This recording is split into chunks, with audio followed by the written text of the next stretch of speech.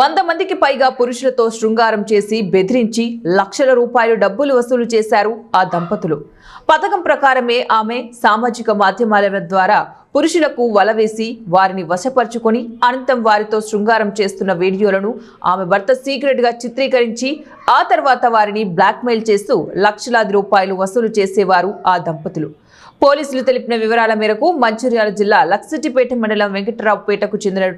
31 ఏళ్ల ఓ వ్యక్తి కరీంనగర్లో స్థిరపడి మార్బుల్ వ్యాపారం, ఇంటీరియర్ డెకరేషన్ చేసేవాడు. తనకి మంచిర్యాలకు చెందిన మహిళతో వివాహమైంది.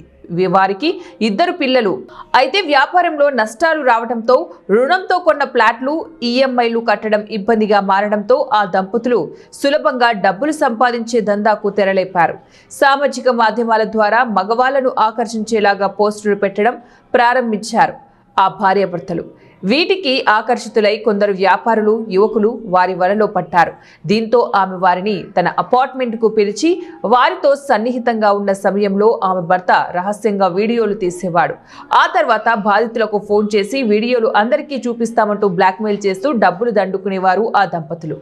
ఇలా 3 ఏళ్లలో సుమారు 100 మందికి పైగా పురుషులను బెదిరించి డబ్బులు వసూలు చేశారు భార్యాభర్తలు. కరీంనగర్కు చెందిన ఓ లారీ వ్యాపారిని సైతం బ్లాక్మెయిల్ చేసి 13 లక్షల రూపాయలు దండుకొని మరోసారి 5 లక్షలు కావాలి అనడంతో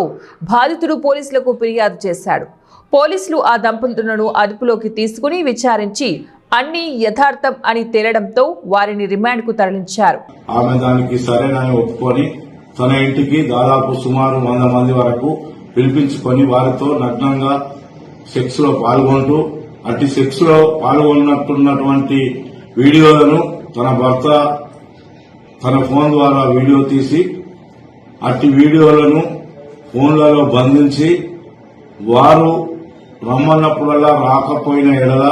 వారికి అట్టి వీడియోలను చూపిస్తూ బయట జనాలకు వైరల్ చేస్తామని లేదా మీ బంధువులకు ఇటు వీడియోలను చూపిస్తామని బ్లాక్మెయిల్ చేస్తూ వారి వద్ద డబ్బులు గుంజుతూ చాలా డబ్బులు సంపాదించి ఒక ఫ్లాట్ మరియు ఒక కారును కూడా కొనుక్కొని జల్సాలు చేస్తుండగా అందులో ఒక వ్యక్తి వారితో బాగా చనువుగా ఉండి గత సంవత్సరం నుండి దాదాపు 12 లక్షల వరకు రూపాయలు అతనికి భార్యాభర్తలిద్దరికి ఇచ్చి వారి లోన్లు మరియు వారి ఇంట్లో ఇతర సామాన్లు, ఫ్రిడ్జ్, సోఫా సెట్ మరియు ఏసీ మరియు కారు కూడా కొని వాళ్లకు లోన్లు కట్టుకుంటూ ఉంటూ తను వద్ద ఉన్న డబ్బులు అయిపోయినందున ఆయన రాని ఎడల అతనికి పలుమార్లు అట్టి భార్యాభర్తలు వాట్సాప్ కాల్ ద్వారా ఫోన్ చేస్తూ తను నగ్నంగా ఉన్న ఫోటోలను, వీడియోలను చూపిస్తూ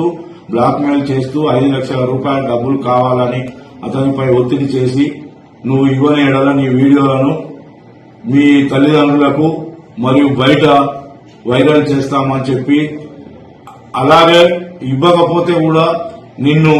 ఎలాగైనా ఏదో విధంగా చంపుతామని చెప్పి అతన్ని బెదిరించగా అతడు తేదీ 11/1/26 రోజున సాయంత్రం సమయంలో 1 లక్ష రూపాయల వరకు జమ చేసుకుని వారు ఎలాగైనా చంపుతారనే భయంతో సిరిపురం కాలనీ వద్ద నిలబడి ఉండగా వారిని భయపెట్టుచున్న 2 భార్యాభర్తలు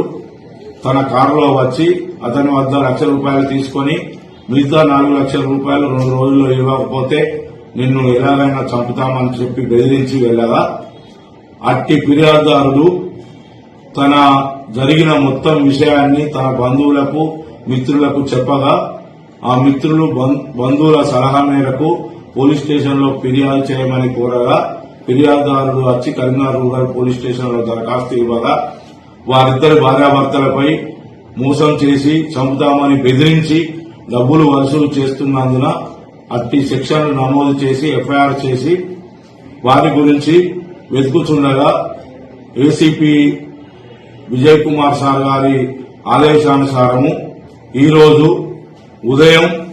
మాకు వచ్చిన సమాచారంతో నా తోటి